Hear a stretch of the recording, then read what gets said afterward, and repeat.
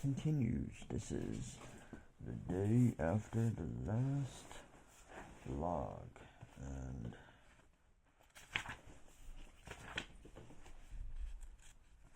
we are here. Okay, we are on the chapter called A Statement of Warning. We have two quotes. Our credulity would indeed be strained by an assumption that a fatal case of lung cancer could have developed after the alleged smoking by Cooper of Camel cigarettes, in reliance upon representations by the defendant in the various forms of advertising. Pardon my voice. Just like a few hours ago, I was drinking some water and I choked real bad on it, so my voice is now permanently disfigured because of that. Thank you, water. Anyways, second quote. Certainly, living in America in the last half of the 20th century, one would have to be deaf, dumb, and blind not to be aware of the asserted dangers, real or imagined, of cigarette smoking. Yet the personal choice to smoke is the same kind of choice as the driver who downed the beers and then the telephone pole. And that is from an open letter from the tobacco industry in 1988. That doesn't sound like it's glorifying it very much. Anyways, in the summer of 1963, 7 years after Graham's death, a team of 3 men traveled to East Orange, New Jersey, to visit the laboratory of Oscar Auerbach. A careful man of few words, Auerbach was a widely respected lung pathologist who had recently completed a monumental study on comparing lung specimens from 1,522 autopsies of smokers and non-smokers. Auerbach's paper describing the lesions he had found was a landmark in the understanding of carcinogenesis. Rather than initiating his studies with cancer in its full-blown form, Auerbach had tried to understand the genesis of cancer. He had begun not with cancer, but with its past incarnation, its precursor lesion, precancer. Long before lung cancer grew overtly and symptomatically out of a smoker's lung, Auerbach found the lung contained layer upon layer of precancerous lesions in various states of evolution. My voice is really bad. Like a prehistoric shale of carcinogenesis. Changes began in the bronchial airways as smoke traveled through the lung. The outermost layers, exposed to the highest concentrations of tar, began to thicken and swell. Within these thickened layers, Auerbach found the next stage of malignant evolution. Atypical cells with ruffled or dark nuclei in irregular patches. In a yet smaller fraction of patients, these atypical cells began to show the characteristic cytological changes of cancer, with bloated, abnormal nuclei often caught dividing furiously.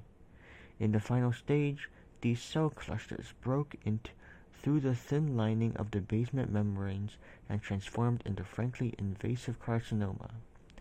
Cancer, Auerbach argued, was a disease unfolded slowly in time. It did not run, but rather slouched to its birth.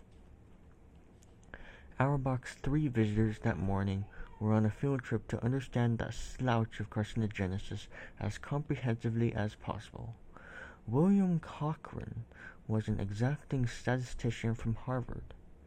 Peter Hamel, a pulmonary physician from the Public Health Service. Emanuel Farber, no relation to Sidney Farber, a pathologist. Their voyage to Auerbach's laboratory marked the beginning of a long scientific odyssey. Cochrane, Hamel, and Farber were 3 members of a 10-member advisory committee appointed by the U.S. Surgeon General. Hamel was the committee's medical coordinator. The committee's mandate was to review the evidence connecting smoking to lung cancer so that the Surgeon General could issue an official report on smoking and lung cancer, the long-due statement of warning that Graham had urged the nation to produce. And that's our first break, but we must keep going. In 1961, that's like 2 years before they went there, the ACS, the AHA, and the NTA, oh, I shouldn't have abbreviated those, give me a second. In 1961, the American Cancer Society, the American Heart Association, and the National Tuberculosis Association sent a joint letter to President Kennedy asking him to appoint a national commission to investigate the link between smoking and health. The commission, the letter recommended, should seek a solution to the health problem that would interfere least with the freedom of industry or the happiness of individuals. The solution, inconceivably, was meant to be both aggressive and conciliatory, clearly publicizing the link between cancer, lung disease, heart disease, and smoking, yet posing no obvious threat to the freedom of the tobacco industry. Suspecting an insolvable task, Kennedy, whose own political base in the tobacco-rich South was thin, quickly assigned it to his Surgeon General, Luther Terry. Soft-spoken, conciliatory, and rarely combative, Luther Terry was an Alabaman who had picked tobacco as a child. Enthralled from early childhood by the prospect of studying medicine, he had graduated from Tulane University in 1935, then interned in St. Louis, where he had encountered the formidable Evarts Graham in the surgical prime. Terry had moved to the Public Health Service after graduation, then to the NIH in 1953, where, at the clinical center, his laboratory had neighbored the clinic buildings where Zubrod, Fry, and Freireich had been waging their battle against leukemia.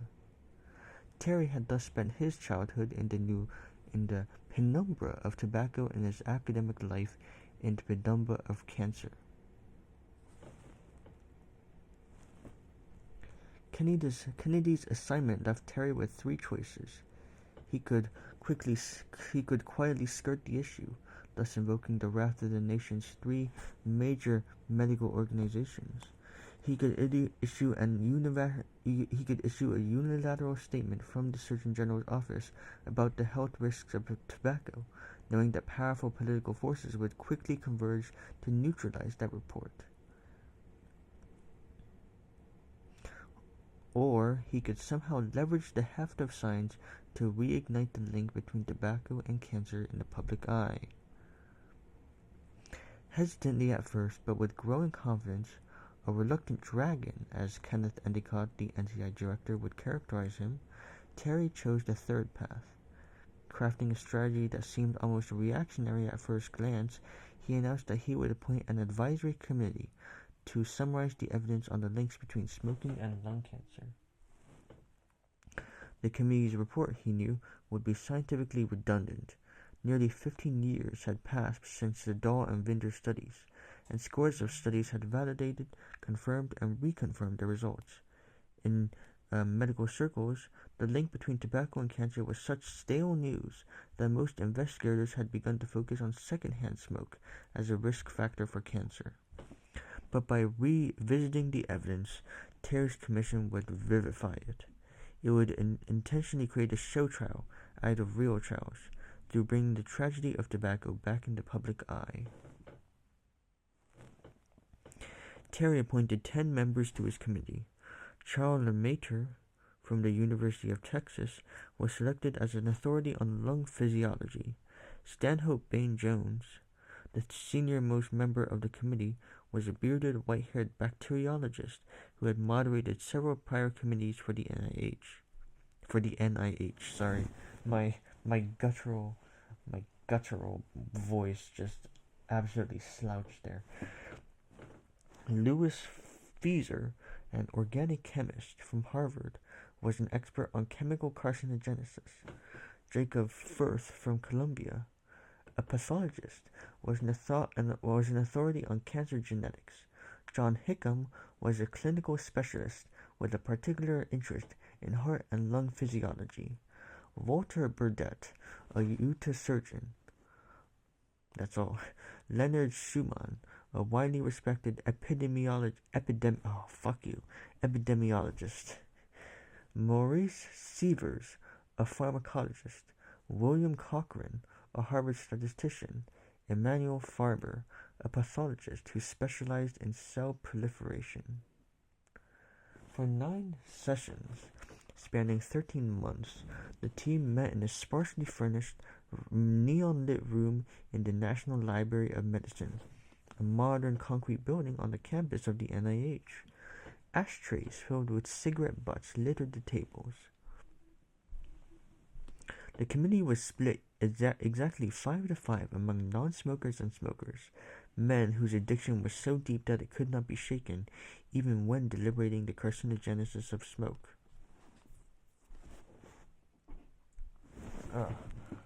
My neck. There we go. The committee visited dozens of labs. Data, interviews, opinions, and testimonies were drawn from some 6,000 articles, 1,200 journals, and 155 biologists, chemists, physicians, mathematicians, and epidemiologists.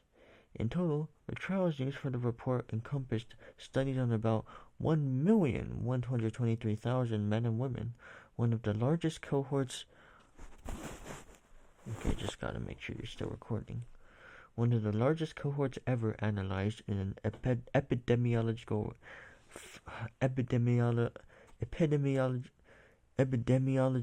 report. Fuck you.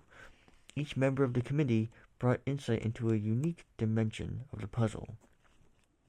The precise and meticulous Cochrane devised a new mathematical insight to judge the trials. Rather than privilege any particular study, he reasoned, perhaps one could use a method to estimate the relative risk as a composite number through all trials in the aggregate. This method, termed meta-analysis, would deeply influence academic epidemiology in the future. The organic chemist in Feser was similarly roused. His discussion of chemicals in smoke remains one of the most authoritative texts on the subject.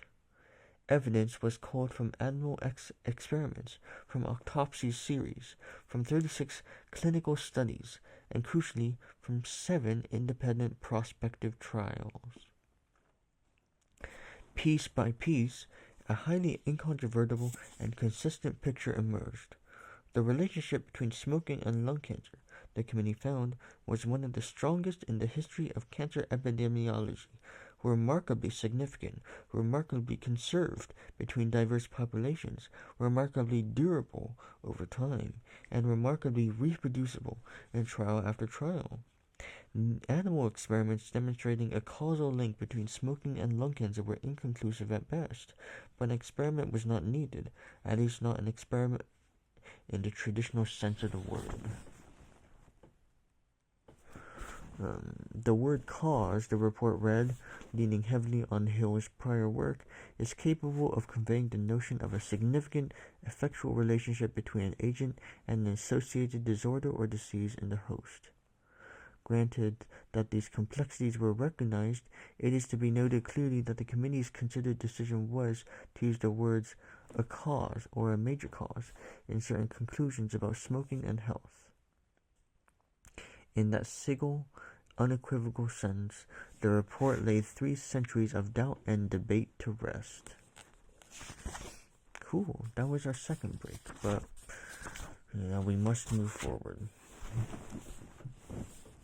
Luther Terry's report, a leather-bound 387-page bombshell, as he called it, was released on January 11, 1964, to a room packed with journalists.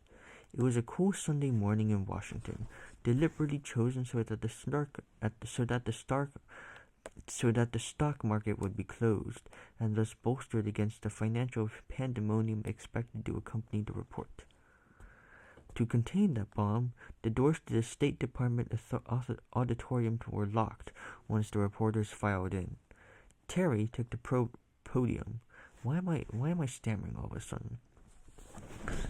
Ugh. The members of the advisory committee sat behind him in dark suits with name tags. As Terry spoke, in cautious, measured sentences, The only sound in the room was the dull scratch of journalists furiously scribbling notes. By the next morning, as Terry recalled, the report was front-page news and a lead story on every radio and television station in the U.S. and many abroad. In a nation obsessed with cancer, the attribution of a vast preponderance of a major cancer to a single preventable cause might have been expected to provoke a powerful and immediate response. But front-page coverage notwithstanding, the reaction in Washington was extraordinarily energetic. While the propaganda blast was tremendous, George Weissman, a public relations executive, wrote smugly to Joseph Coleman, the president of Philip Morris, I have a feeling that the public reaction was not as severe, nor did it have the emotional depth I might have feared. Certainly it is not of a nature that caused prohibitionists to go out with axes and smash saloons. Even if the report had temporarily sharpened the scientific debate, the prohibitionists' legislative axes had long been dulled. Ever since the spectacularly flawed attempts to regulate alcohol during Prohibition, Congress had conspicuously disabled the capacity of any federal agency to regulate any industry. Few agencies wielded direct control over any industry. The FDA was the most significant exception to this rule. Drugs were strictly regulated by the FDA, but the cigarettes had narrowly escaped being defined as a drug. Thus, even if the Surgeon General's report provided a perfect rationale to control the tobacco industry, there was little that Washington would do, or importantly could do, to achieve that goal. I'll just move the fuck.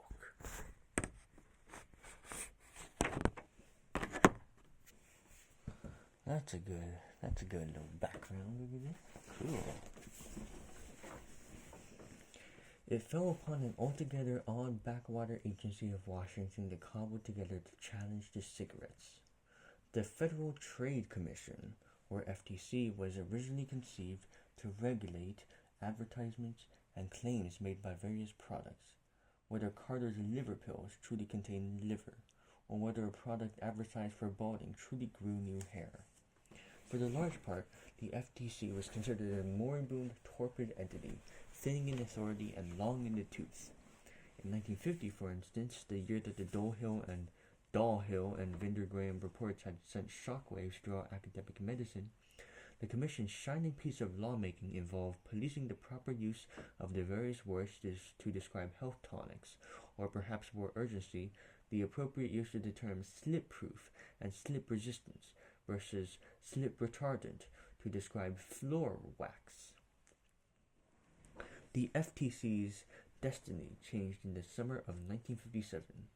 By the mid-1950s, the link between smoking and cancer had sufficiently alarmed cigarette makers that many had begun to advertise new filter tips on cigarettes to supposedly filter away carcinogens and make cigarettes safe.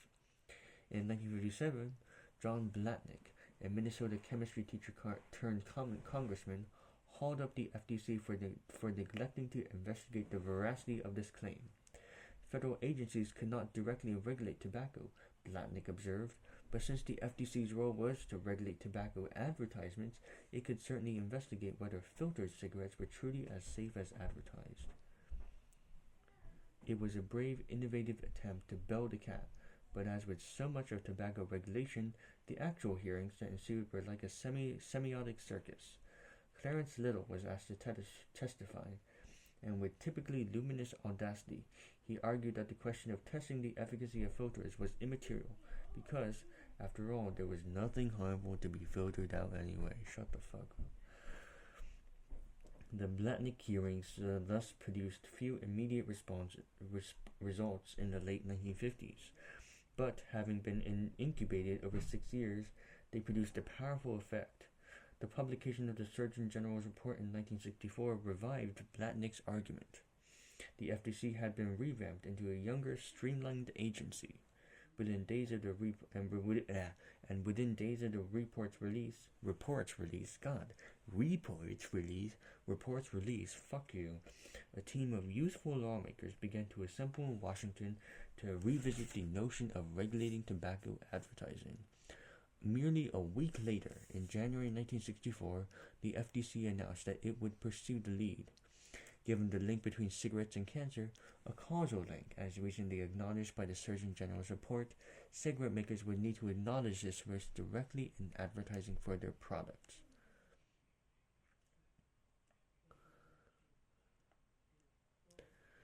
The most effective method to alert consumers about this risk, the Commission felt, was to imprint the message onto the product itself.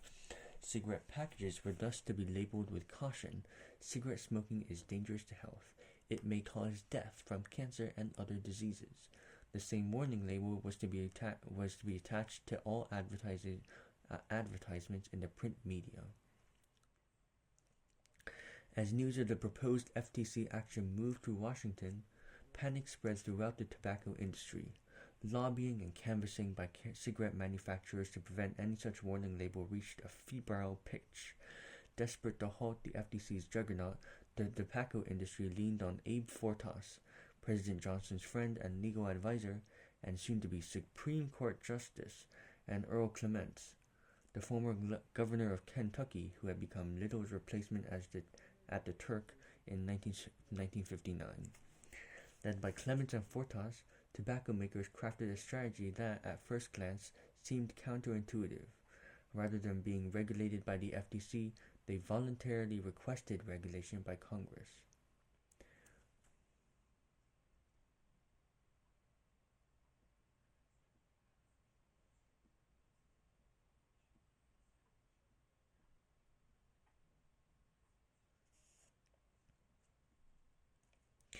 The gambit had a deeply calculated logic.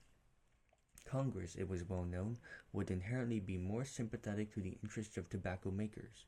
Tobacco was the economic lifeblood of southern states, and in the industry had bribed politicians and funded campaigns so extensively over the years that negative political action was inconceivable. Conversely, the FTC's unilateral activism on tobacco had turned out to be such a vexing embarrassment to politicians that Congress was expected to be at least symbolically wrap the wrist of the Vigilante Commission, in part by lightening its blow to tobacco. The effect would be a double boon. By voluntarily pushing for congressional control, the tobacco industry would perform a feat of political acrobatics, a leap from the Commission's hostile fire to the much milder frying pan of Congress.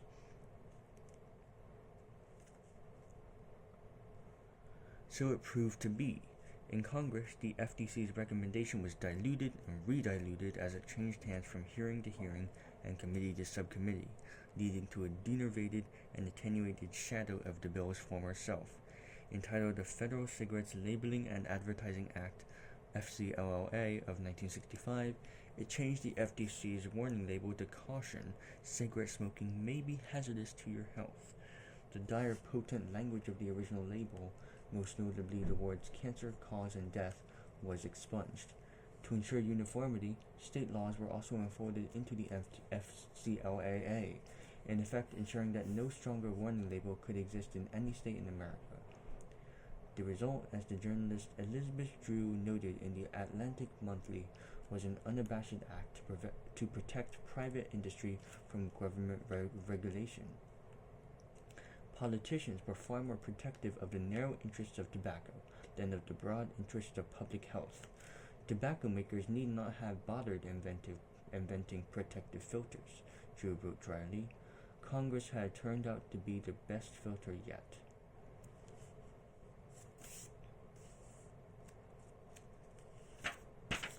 And that was our another break. I have stopped counting the breaks. But we must move forward.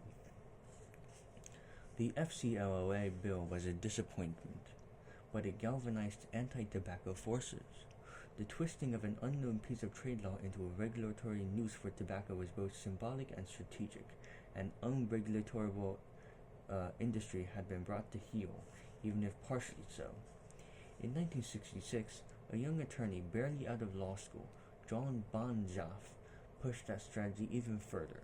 Brash, self-confident, and iconoclastic, Banjaf was lounging at home during the Thanksgiving holiday of 1966, watching the omnipresent cigarette ads when his mind raced to an obscure legal clause.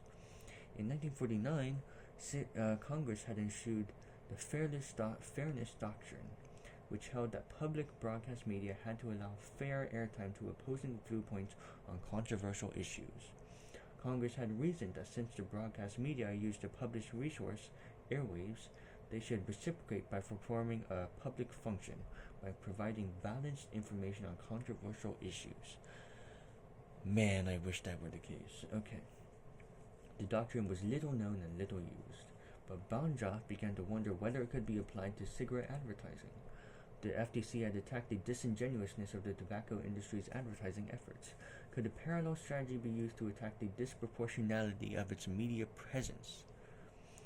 In the early summer of 1967, Banjaf dashed off a letter to the Federal Communications Commission, the agency responsible for enforcing the Fairness Doctrine, complaining that the New York TV station was dedicating disproportional airtime to tobacco commercials with no opposing anti-tobacco commercials. The complaint was so unusual that Banjaf, even on a 4-week cruise, expected no substantial response. But Banjaf's letter had landed surprisingly on sympathetic ears.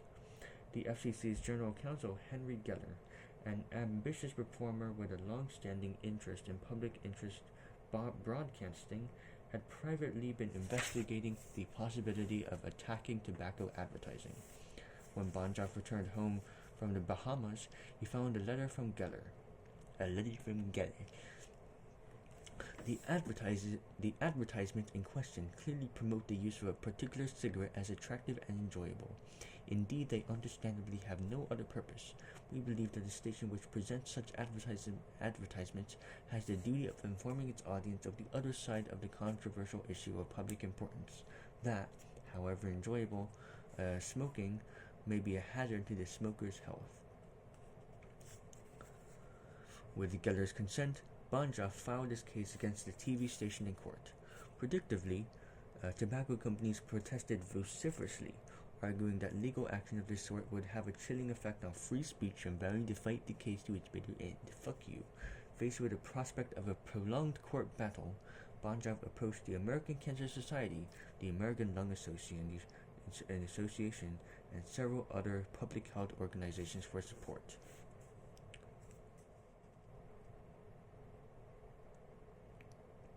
In all cases, he was rebuffed. Fuck them. Banjaf chose to go to trial anyways. Dragged into court in 1968, he squared off against a squadron of the best paid lawyers in the country, row after row of them in pinstripe suits and cufflinks, and, to the utter shock of the tobacco industry, won his case.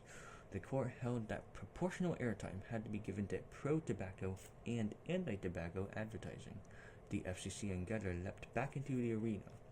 In February 1969, the Commission issued a public announcement that it would rigorously police the proportional airtime clause and, given the public health hazard of tobacco, seek to ban cigarette commercials from television altogether. Tobacco makers appealed and re-appealed the Banjaf decision, but the Supreme Court refused to hear the case, letting the decision stand. The industry tried to mount an aggressive counter-campaign. An unpublicized internal report drawn up in 1969 to respond to the looming threat of the FCC advertising ban concluded, "Doubt is our product, since it is the best means of competing with the body of fact." But anti-smoking advocates had also learned the tricks of the trade. If tobacco sellers had doubt to sell into public minds, then tobacco opponents had something just as visceral: fear. In particular, fear of the ultimate illness. A barrage of anti-smoking commercials appeared on television. In 1968, a worn and skeletal-looking William Tallman, a veteran actor and former smoker, announced in a primetime advertisement that he was dying from lung cancer. Narcoticized on pain-killing medicines, his words slurring, Tallman nonetheless had a clear message for the public. If you do smoke, quit. Don't be a loser.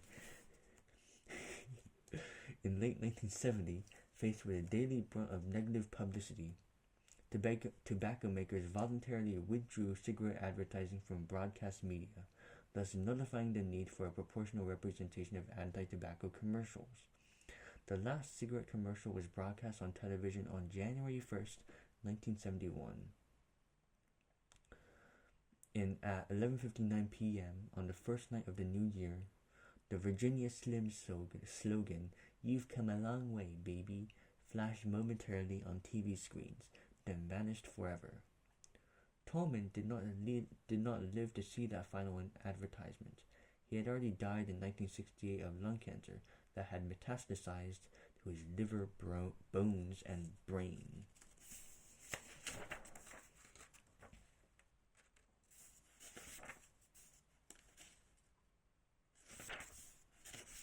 Gee whiz.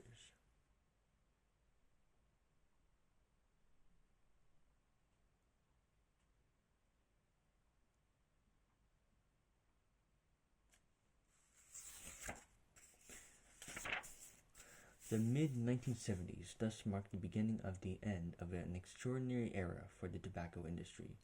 The Surgeon General's report, the FCLAA label warning, and the attack on cigarette advertising represented high-impact, sequential assaults on an industry once thought virtually impregnable.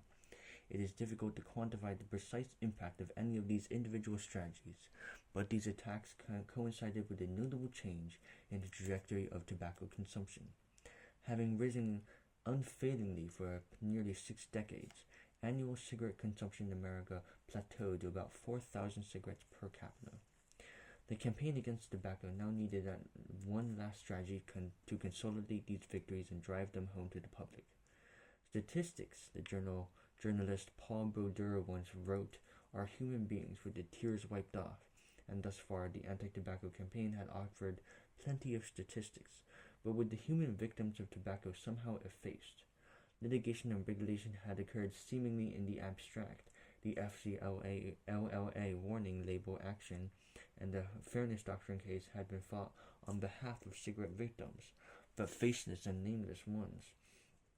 The final rondo of legal assaults against tobacco would, at long last, introduce the American public to the real victims of tobacco, men and women who had quietly been succumbing to lung cancer while Congress had deliberated the pros and cons of attaching a 9-word sentence to a packet of cigarettes. Rose Cipollone, born Rose DeFrancesco in New York, tasted her first cigarette as a teenager in 1942. She represented the midpoint of a steeply rising curve. Between 1940 and 1944, the fraction of female smokers in the United States more than doubled, from 15 to 36%. That astonishing rise was the product of arguably the most successful targeted campaign ever launched in the history of American advertising, to persuade women to smoke. In this, tobacco rode on the back of a much deeper social change. In a world increasingly unsteady for women, with women juggling personal identity, childcare, homemaking, and work, tobacco was marketed as a normalizing, steadying, even liberating force. Camel's campaign depicted a naval officer firing a torpedo in the high seas, while his wife at home calmed her stormy nerves with a cigarette. It's a game only for steady nerves, the copy ran. But then, what isn't in these days, with all of us fighting, working, living at the highest tempo in years? Rosie the Riveter, the quintessential symbol of wartime womanhood, was now recast as Rosie the Smoker, depicted in Chesterfield's advertisements with a cigarette in hand. Smoking was a form of national service, and perhaps even Rosie's perpetual composure in the face of intense pressure could also be chalked up to the calming influence of her cigarette. Like the eponymous Rosie looming larger than life on the 20-foot billboards above her, Cipollone also chose to calm herself with Chesterfields. She began as a schoolgirl, rebelliously smuggling a few cigarettes here and there after classes. But as the economy soared and dipped in the 1930s, she dropped out of school, taking up jobs as a packer in a scarf factory, and then as a billing clerk, and her habit escalated. Within just a few years, she had ramped up her consumption to dozens of cigarettes a day. If Cipollone was ever nervous or jittery, it was in those rare moments when she confronted the health warnings about cigarettes. After her marriage, her husband, Anthony Cipollone, ran a quiet counter-campaign, leaving her newspaper clippings that warned against the many hazards of smoking. Rosie tried to quit, but relapsed each time with even greater dependency. When she ran out of cigarettes, she scoured the trash to smoke the burnt butts. What bothered Cipollone was not her addiction, but oddly her choice of filters.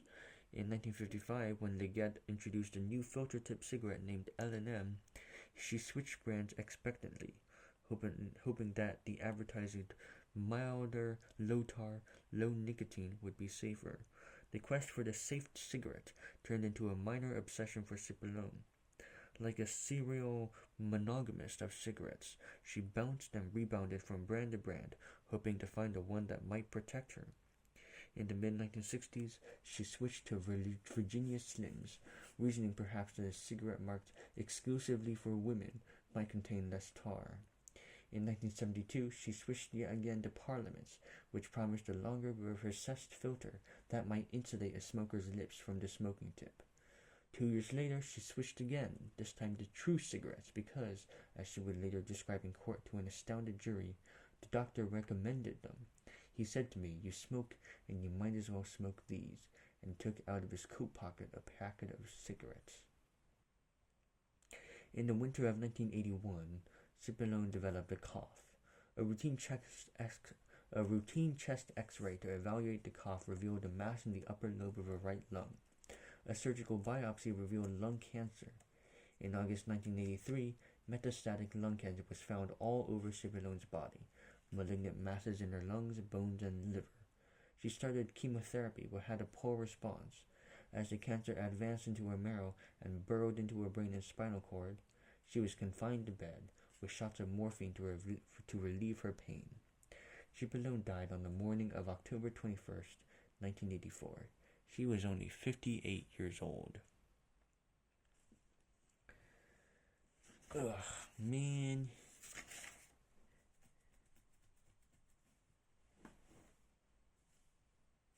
That's another break, but we must keep going.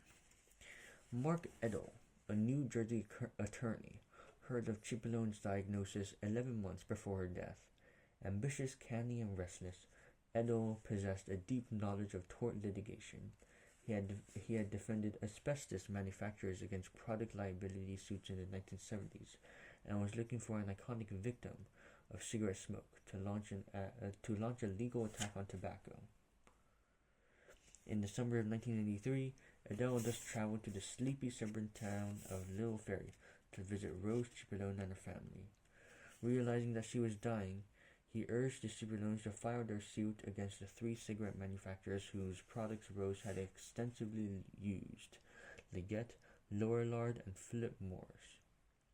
Edel's case, filed in 1983, was ingeniously crafted.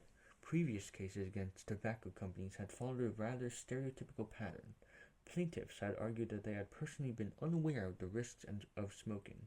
Cigarette makers had countered that its victims would have had to be deaf, dumb, and blind not to have known about them, and juries had universally sided with cigarette makers, acknowledging that the packaging labels provided adequate warnings for consumers. For the plaintiffs, the record was truly dismal. In the 3 decades between 1954 and 1984, more than 300 product liability cases had been launched against tobacco companies. 16 of these cases had gone to trial. Not a single case had resulted in a judgment against the tobacco company, and not one had been settled out of court. The tobacco companies had all but declared absolute victory. Plaintiff attorneys can read the writing on the wall, one report crowed. They have no case. Edel, however, refused to read any writing on any walls. He acknowledged openly that Rose Cipollone was aware of the risks of smoking. Yes, she had read the warning labels on cigarettes and the numerous magazine articles cut out so painstakingly by Tony Cipollone. Yet, unable to harness her habit, she had remained addicted. Cipollone was far from innocent, Edel conceded, but what mattered was not how much Rose Cipollone knew about tobacco risks. What mattered was what cigarette makers knew and how much of the cancer risks they had revealed to consumers such as Rose.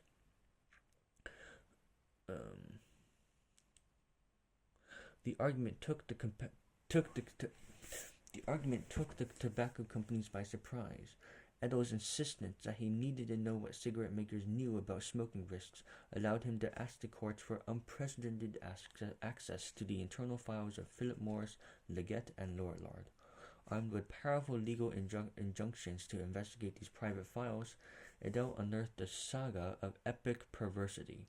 Many of these cigarette makers had not only known about the cancer risks of tobacco and the potent addictive properties of nicotine, but had also actively tried to quash internal research that proved it. Document after document revealed frantic struggles within the industry to conceal risks, often leaving even its own employees feeling morally queasy. In one letter, Fred Panzer, a public relations manager for the Tobacco Research Institute, wrote to Horace Cornegay, its president, to explain the industry's three-pronged marketing strategy: creating doubt about the health charge without actually denying it, advocating the public's right to smoke without actually urging them to take up the practice, and encouraging objective scientific research as the only way to resolve the question of health hazard. In another internal memorandum, marked confidential, the assertions were nearly laughably perverse. In a sense, the tobacco industry may be thought of as a highly specialized, highly ritualized, and stylized segment of the pharmaceutical industry. Tobacco products uniquely contain and deliver nicotine, a potent drug with a variety of physiological effects. Pharmacological research on nicotine left no doubt about why women such as Rose Chipolone found it so difficult to quit tobacco. Not because they were weak-willed, but because nicotine subverted will itself. Think of the cigarette pack as a storage container for a day's supply of nicotine, a researcher at Philip Morris wrote. Think of the cigarette as a dispenser for a dose unit of nicotine. Think of a puff of smoke as the vehicle for nicotine. In a particularly memorable exchange, Edel quizzed Leggett's president about why the company had spent nearly $5 million to show that tobacco could cause tumors to sprout on the backs of mice, and then systematically chose to ignore any implications for carcinogenesis in humans. And here's some quotes. Edel, what was the purpose of this experiment? Day, to try to reduce tumors on the backs of mice. Edel, it had nothing to do with the health and welfare of human beings, is that correct? Day, that's correct. Edel, and this was to save rats, right? Or mice. You spent all this money to save mice, the problem of developing tumors. Exchanges such as this epitomize the troubles of the tobacco industry. As the cigarette industry mavens muddled their way through Edel's cross-examination, the depth of deception made even the industry's own attorneys cringe in horror. Cover-ups were covered with nonsensical statistics, lies concealed within other lies. Edel's permission to exhume the internal files of tobacco makers created a historical legal precedent, allowing others to potentially raid the same cabinet of horrors to pull out their own sooty exhibits for future tort cases. After 4 long years of legal wrangling, the Chipolone cancer trial appeared before the court in 1987. Despite the hopes and predictions of many observers, the verdict was a terrible disappointment for Edel and Chipolone's family. The jury found Rose Chipolone 80% responsible for her cancer.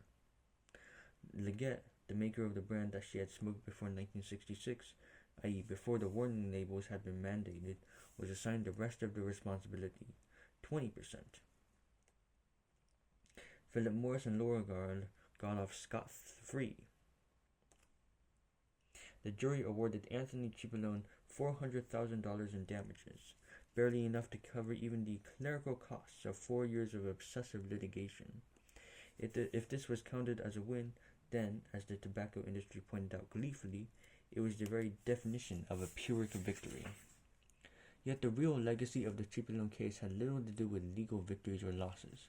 Lampooned in court as a weak-willed, ill-informed, and dim-witted addict, unaware of the obvious dangers of tobacco, Rose Chipolone nonetheless turned into a heroic icon of a cancer victim battling her disease, even from her grave. A flurry of cases followed the Chipilon case. The tobacco industry defended itself vigorously against these cases, reflexively waving the warning labels on cigarette packets as proof that their liability was negligible. But the precedent set by these cases fueled even more tort suits. Demonized, demoralized, and devastated by the negative publicity, cigarette makers found themselves increasingly beleaguered and increasingly the butt of blame and liability. By 1994, the per capita consumptions of cigarettes in America had dropped for 20 straight years, from 4,141 in 1974 to 2,500 in 1994, representing the most dramatic downturn in smoking rates in history. It had been a long and slow battle of attrition. No intervention had single-handedly decimated tobacco, but the cumulative force of scientific evidence, political pressure, and legal inventiveness had worn the industry down over a decade. Yet, old sins have long shadows, and carcinogenic sins especially so. The lag time between tobacco exposure and lung cancer is nearly 3 decades, and the lung cancer epidemic in America will have an afterlife long after smoking incidence has dropped. Among men, the age-adjusted incidence of lung adenocarcinoma, having peaked out at 102 per 100,000 in 1984, dropped to 77 in 2002. Among women, though, the epidemic still runs unabated. The stratospheric rise of smoking among women in Rose Chipilon's generation is still playing itself out in the killing fields of lung cancer. And that's the second to last break. God. Okay.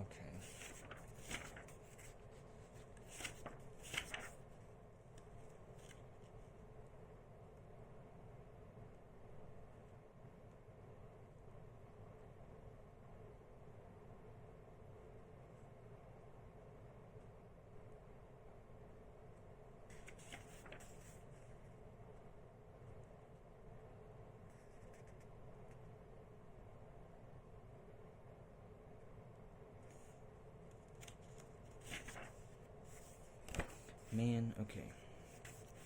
27 years have passed since Mark Edel filed his unusual case in the New Jersey courtroom, and tort lawsuits against tobacco companies have now grown into a deluge. In 1994, in yet another landmark case in the history of tobacco litigation, the state of Mississippi filed suit against several tobacco companies seeking to recover over $1 billion of healthcare costs incurred by the state from smoking-related illnesses, including, most prominently, lung cancer. Michael Moore, the Attorney General, summarized the argument for tobacco companies. You caused the health crisis. You pay for it. Several other states then followed, notably Florida, Texas, and Minnesota. In June 1997, facing a barrage of similar suits, tobacco companies proposed a global agreement. In 1998, 46 states thus signed a master settlement agreement with 4 of the largest cigarette manufacturers: Philip Morris, R.J. Reynolds, Brown & Williamson, and Lorillard Tobacco Company. Since 1998, an additional 47 cigarette manufacturing companies have joined the agreement. The agreement includes strong restrictions on cigarette advertising, disbands trade associations and industry lobby groups, allows for free access to internal research documents, and proposes the creation of a national forum to educate the public on the health hazards of tobacco. The MSA represents one of the largest liability settlements ever reached, and perhaps more profoundly, the most public admission of collusion and guilt in the history of the tobacco industry. Does the MSA constitute Rose Chipilon's long-awaited legal victory over tobacco? In some respects, quite precisely not. In a perverse recapitulation of the FCLAA's Warning Labels Act of the 1970s, in fact, the agreement likely creates yet another safe harbor for the tobacco industry. By granting relative protection from future legal action, by restricting cigarette advertising, and by allowing its signatory companies to fix prices, the agreement provides a virtual monopoly to the companies that have signed the MSA. Small independent manufacturers dare not enter or compete in the business, leaving big tobacco to become even bigger tobacco. The influx of annual settlement payments from cigarette makers creates client states that depend on this money to fund escalating medical costs. Indeed, the real cost of the agreement is borne by addicted smokers who now pay for more cigarettes and then pay with their lives. Nor has the MSA signaled the death of the industry in a more global sense. Beleaguered in America, the Marlboro man has simply sought out new Marlboro countries, with their markets and profits dwindling and the legal counts mounting. Cigarette manufacturers have increasingly targeted developing countries as new markets, and the number of smokers in many of these nations has risen accordingly. Tobacco smoking is now a major preventable cause of death in both India and China. Richard Pito, an epidemiologist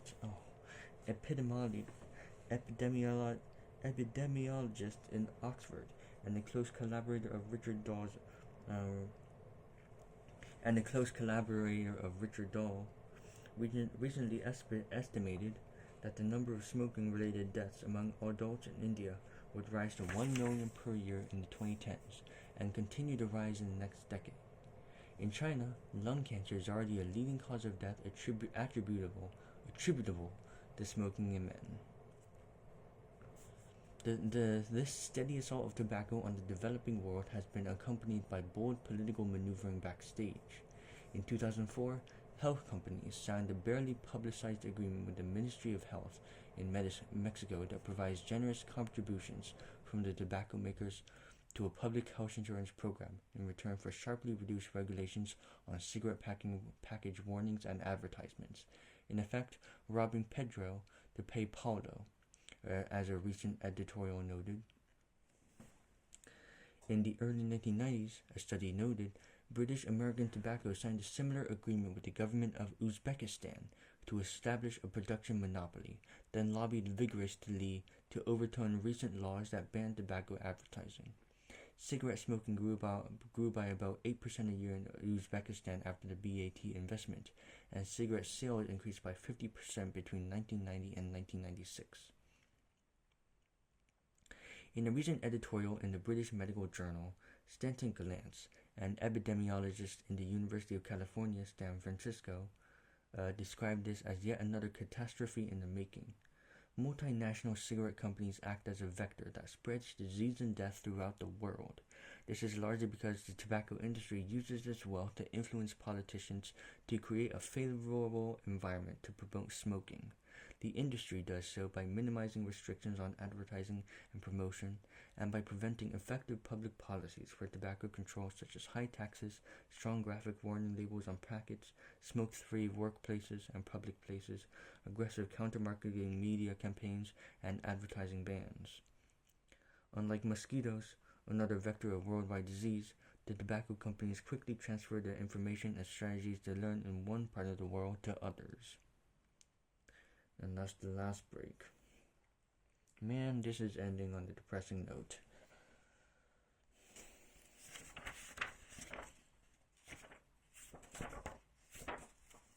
It is difficult for me to convey the range and depth of devastation that I witnessed in the cancer wards that could be directly attributed to cigarette smoking, cancer smoking. An ebullient, immaculately dressed young advertising executive who first started smoking to calm his nerves had to have his jawbone sliced off to remove an invasive tongue cancer. A grandmother who taught her grandchildren to smoke and then shared cigarettes with them was diagnosed with esophageal cancer. A priest with terminal lung cancer swore that smoking was the only vice that he had never been able to overcome. Even as these patients were paying the ultimate price for their habit, the depth of denial in some of them remained astonishing. Many of my patients continued to smoke, often furtively, during the treatment for cancer. I could smell the acrid whiff of tobacco on their clothes as they signed the consent forms for chemotherapy. A surgeon who practiced in Britain in the 70s, a time when lung cancer incidence was ascending to its macabre peak, recalled his first nights in the wards when patients awoke from their cancer operations and then walked like zombies through the corridors begging their nurses for cigarettes. Yet despite the evident seriousness of the addiction and its long-term consequences, tobacco consumption continues relatively unfettered even today. Smoking rates, having plateaued for decades, have begun to rise again in certain demographic pockets, and lackluster anti-smoking campaigns have lost their grip on public imagination. The disjunction between the threat and the response is widening.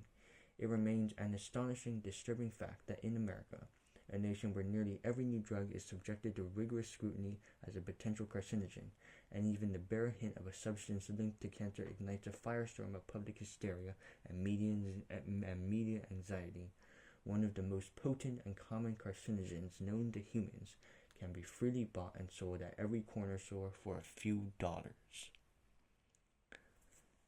Damn. My throat fucking hurts, alright?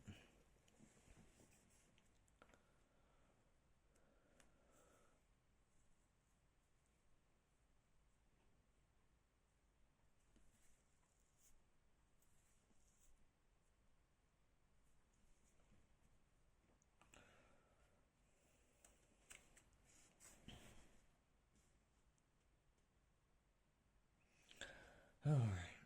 It is fucking late, and I just spent literally almost an hour reading this. So we're up to page 276, so I just read like 20 fucking pages in a row. But yeah, I'm fucking tired. My voice is pretty much dead. So yeah. Emperor of all maladies. Yep. Another blog completed. But now we will go to sleep.